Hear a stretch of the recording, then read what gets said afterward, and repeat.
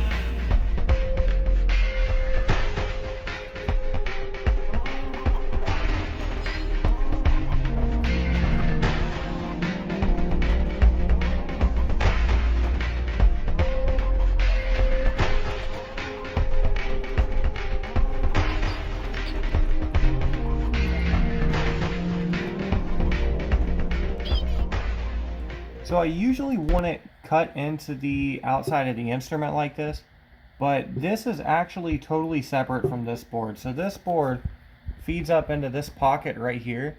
Well, the circuit board that we're actually trying to get to is on the outside. So I would usually appreciate Pikachu's space quite a bit more than this, especially since it's a really cute instrument.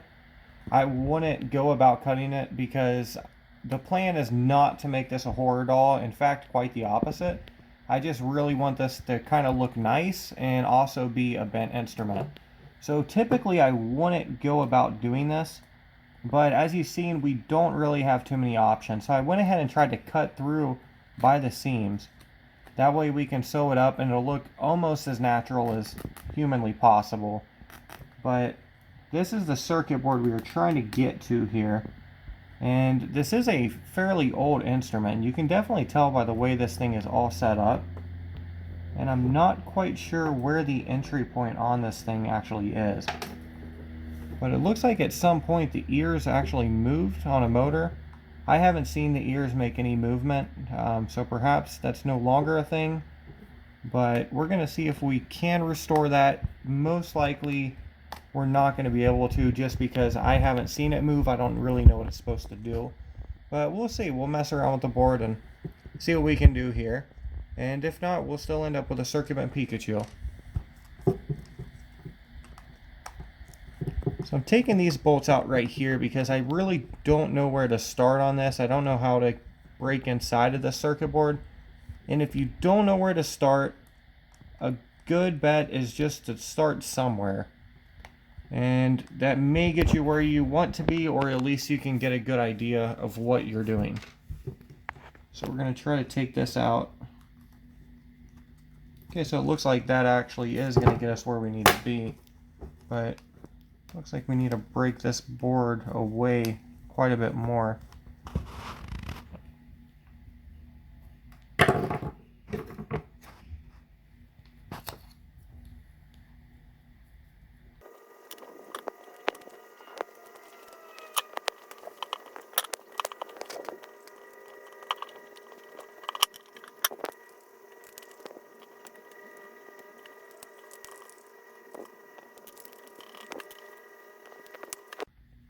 So if you can see inside of there, what we actually have is we have motors. I'm trying to get a good view. So we actually have motors and some gears in there. Now, once I seen that, I'm going to go ahead and close it, because if you open an instrument with gears and everything, usually it doesn't turn out the way you want it to, and some of the gears have to be removed, at least in my experience. So I'm not going to mess with that at all. I'm going to go ahead and close this gearbox up, because this is obviously not where I need to be as an electronic circuit bender, because the motors and gears and stuff aren't going to offer me any really cool glitches or anything like that. So I'm going to go ahead and close this box back up and screw the speaker back on. And I believe our next go at it is going to be right here, because we can see the wires coming out here. And then now that I see this, this does look like it is totally separate right here. So I'm going to go ahead and screw these in and open the other side.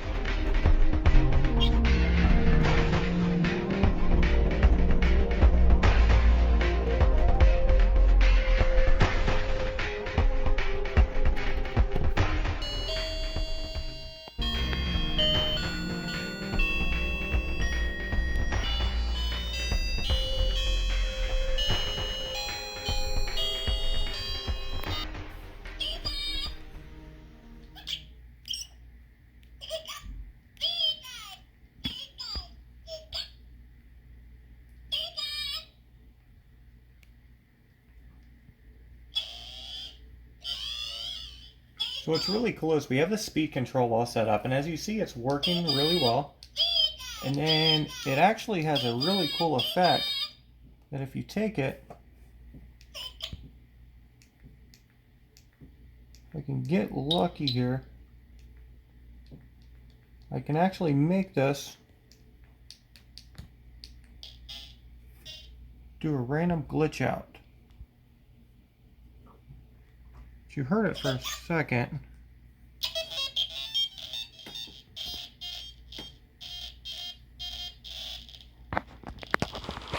So it's actually doing its own random glitches. And these are super, super cool when they actually happen.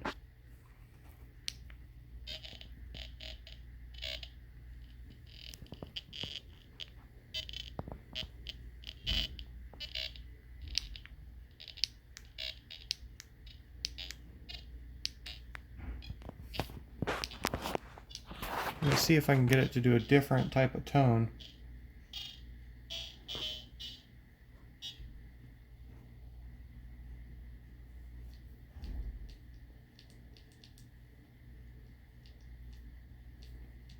So it looks like that's it for now, but we are definitely going to be adding that into the instrument, because random glitch outs are the absolute coolest find, in my opinion, when you break into an instrument. It is amazing.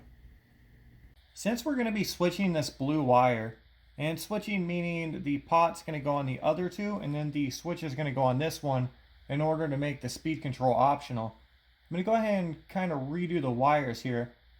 But what we're actually going to do is we're going to run this right here. So that way, this wire is going to be pre-switch. And we're going to run the other one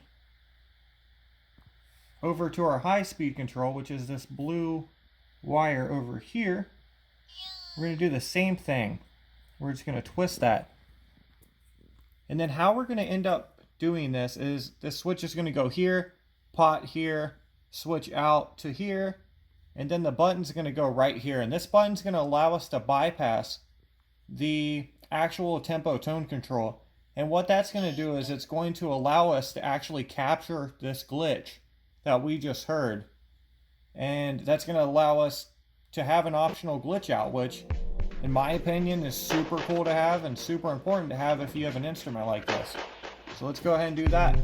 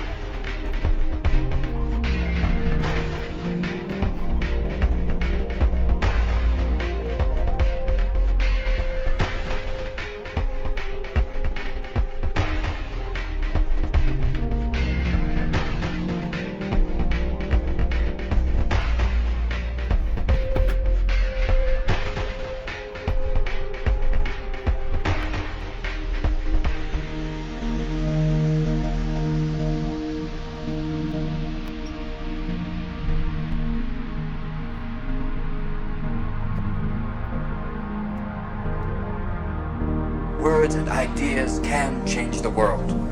I'll sing it for you. We don't read and write poetry because it's cute. We read and write poetry because we are members of the human race, and the human race is filled with passion, romance, love.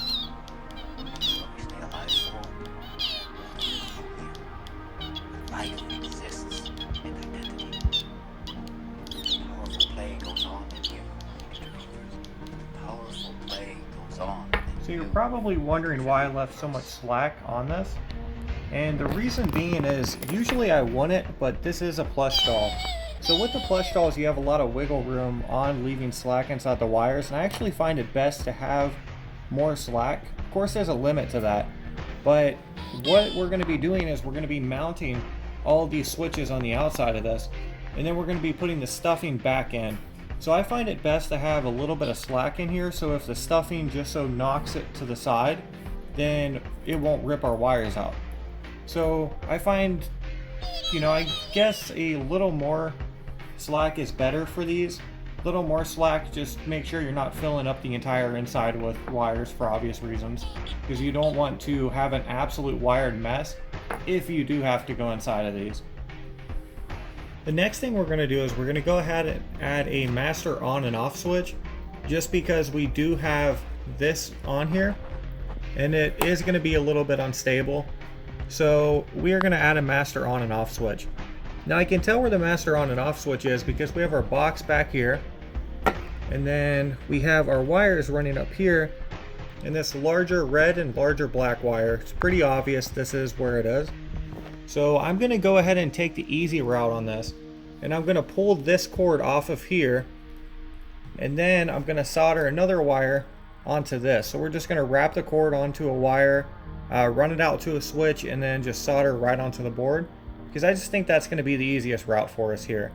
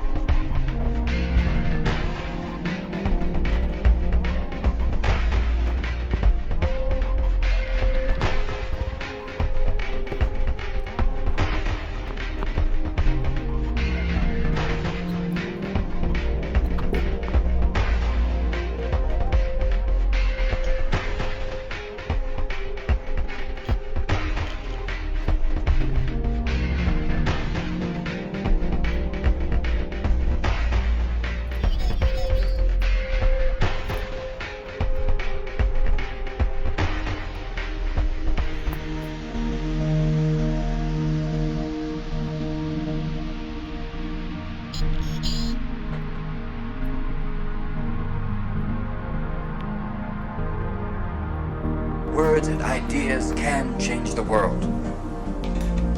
Secret for you. We don't read and write poetry because it's cute. We read and write poetry because So I started playing around with the LEDs quite a bit, and then what I found was this barely gives us anything on our normal sound output. So a normal sound output isn't the best option for an LED on this one. But what I did find looking around on the board is I can actually pull from over here and get a really cool effect. So right here. So it dims down. So that's super cool, but you see how bright that is? That's probably not ideal. And the reason it's not ideal is because if we're going for longevity, that's probably not going to last a long time. So what we're going to do is we're going to go ahead and tack a resistor on here to kind of calm that brightness down, because if you are building these instruments, you should be going for longevity. And the reason being is you don't want to open these back up, especially the plush ones. You just really don't want to open them back up and then have to add an LED inside there.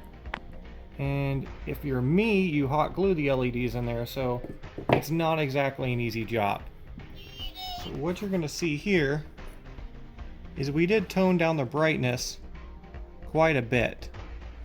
So we're still going to get that really cool effect, but as you can see, it is quite a bit dimmer.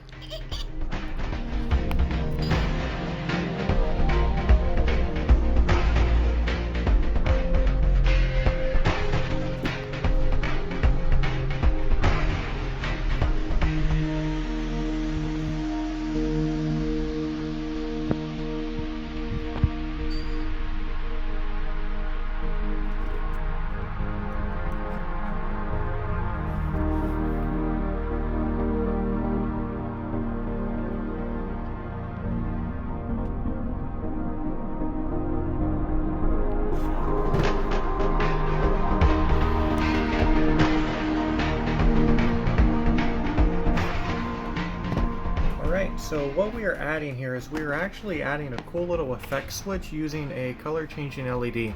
So how I go about doing this is simply by adding the LED on a switch. So it's like you run your pro sounds or not your pro sounds, your tempo tone controls and all of that. We're going to do it in the same exact manner. So we're just going to run the switch from one of these onto here. And what this is going to allow us to do, just going to run it here so you can see this. You can hear that. It just gives this cool little synthesizing tone sound. It's kind of strange sounding, but I always thought it was really cool. So we're going to go ahead and add that in there.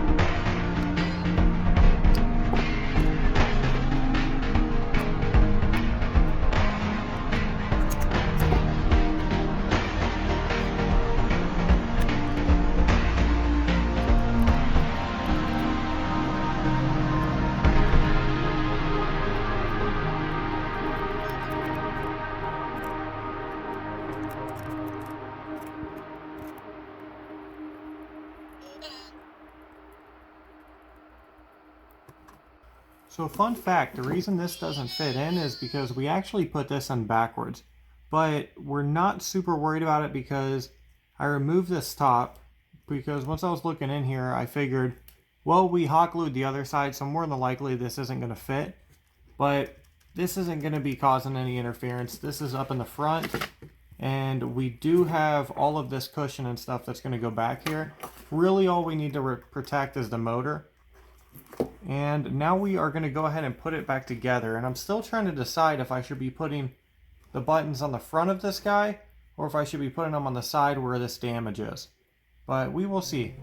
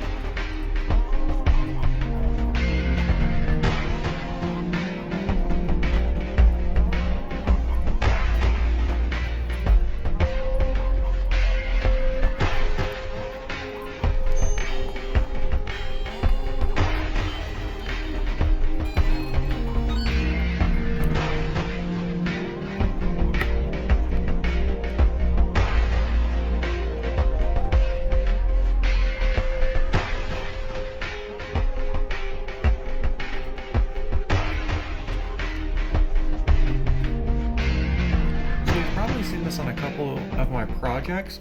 So a lot of times when I'm looking for a project enclosure type thing or anything to actually mount on plush dolls, what I'll usually do is I'll actually turn to a very cheap source, and this is cans. So you actually take this can, and what we're going to do is we're actually just going to cut into this, and then we're going to use this, which when you do this, be very careful because they will cut you. But we are actually going to just be using this as a solid source to mount all our switches on. And when you're opening this, you definitely want to give yourself enough room here because this end is going to be really jagged, really messed up. So really what we're trying to do here is detop this. And you're just going to cut down, we'll say about right, it's about right here.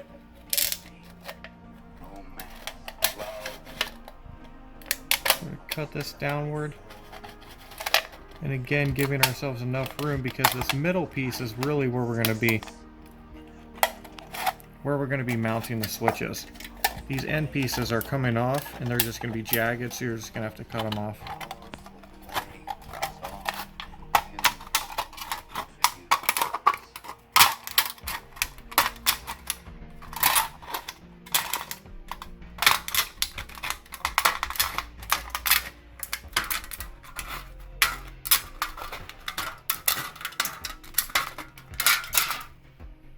Alright,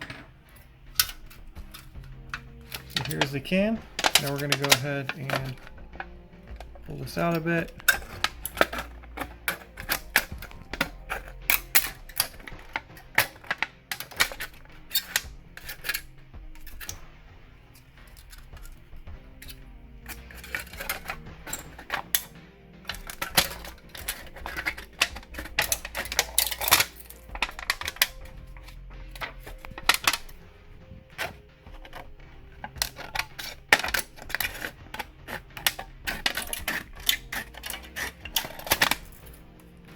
Alright, so now you have this. So now what we're going to do is we're actually just going to be fitting it onto here. And then we're going to be folding it. So we can see that's still a bit too big. But what I'm actually going to do here is I'm going to cut just like this.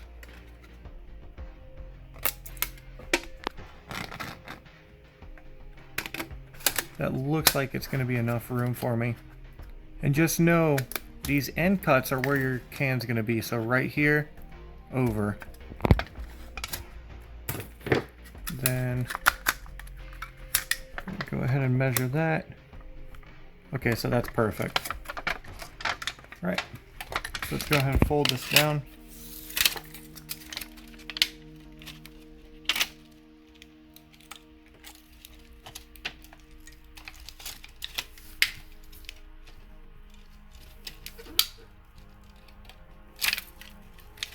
Then we're going to measure it on this side.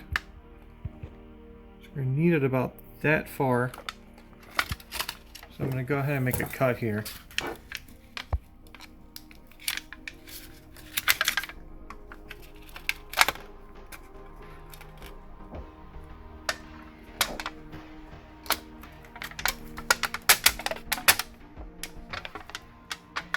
Now you're going to want to cut this back, and you're going to cut it back a bit farther than your crease.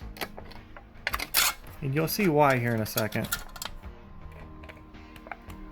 Just back. I'll cut this off and then we'll kind of wrap back around.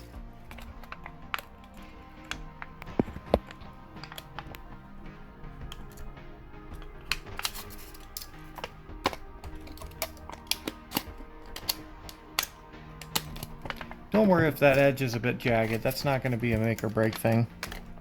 Okay, so that's going to be perfect.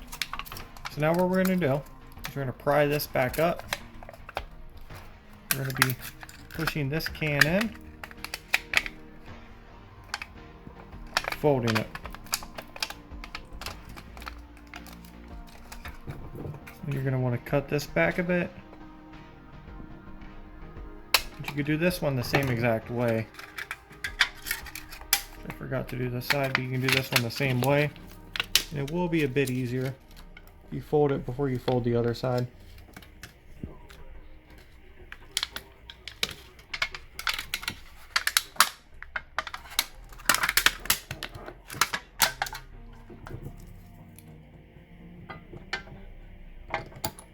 And I think that crease is a bit messed up, so we're gonna give that a little leeway there.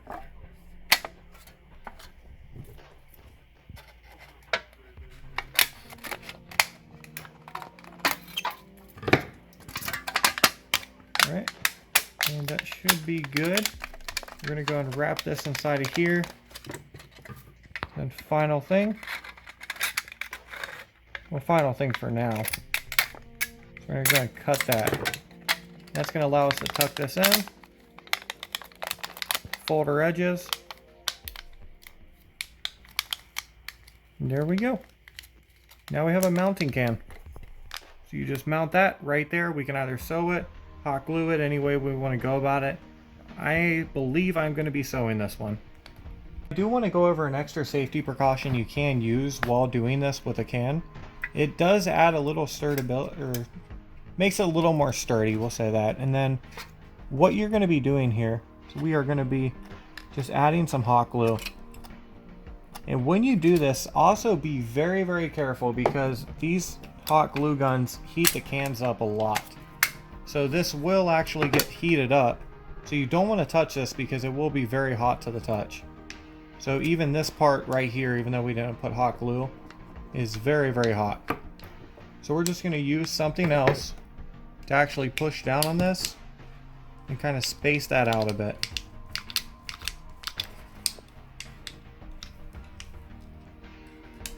We can even use it over here. Press that down.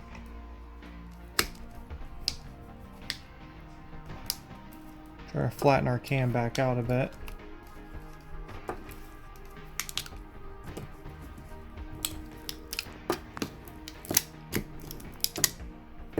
Okay, I'm gonna flip this over, assuming it is still hot. But then you have your can right here. So the next thing that I'm actually going to be doing is I'm going to be sewing up the side of this Pikachu. Now I will not be doing this on camera because it takes a very long time to actually do. If you've ever sewed, you know it's going to take a while. But I am going to be sewing this entire side up right here. and then trying to make Pikachu look a bit more proportional as far as Pikachus go. So I am going to be doing that off camera, but I will get back to you guys as soon as I get that done. Now that we have Pikachu all sewn up, it looks okay. I actually took a toothbrush to the side of it with some carpet cleaner and everything, and it's still pretty wet, which is why it looks so fluffy, but looks quite a bit cleaner. So we're getting there, and this is going to be with me for a while. I'm not actually planning on selling this one, at least for some time. So definitely going to have more time to clean it. But we have all of this sewn up, and we just have this hole right here and all our switches out. So what I went ahead and did was I went ahead and marked all these black spots where I'm planning on putting these switches. And this is really important for this type of stuff because you don't want to get to the point where you have to add another one of these. But we're going to go ahead and drill out just like this. And then when we drill it, we're actually going to drill through this side because it will actually push down, and then there will be marks on the other side where you have to kind of pry it off. But I'm going to go ahead and add the switches on here. And then another thing that I'm going to do is put little tiny holes throughout here, so that way it can actually feed a needle through and then sew this onto the front of this. So we will go ahead and get that set up.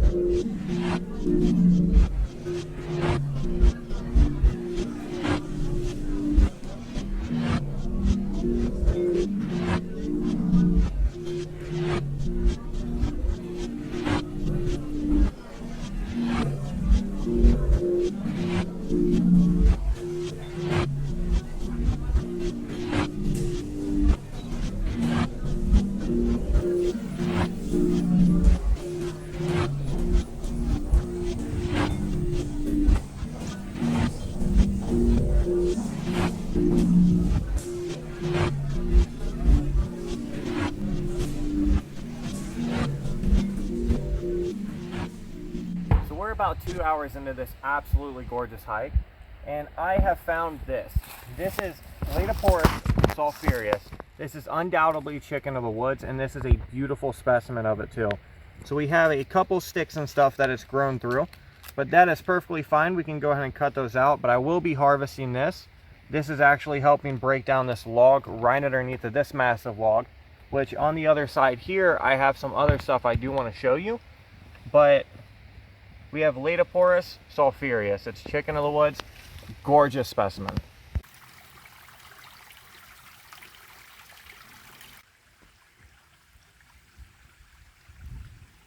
Right on the other side of this log, we have another mushroom, and this one is also medicinal.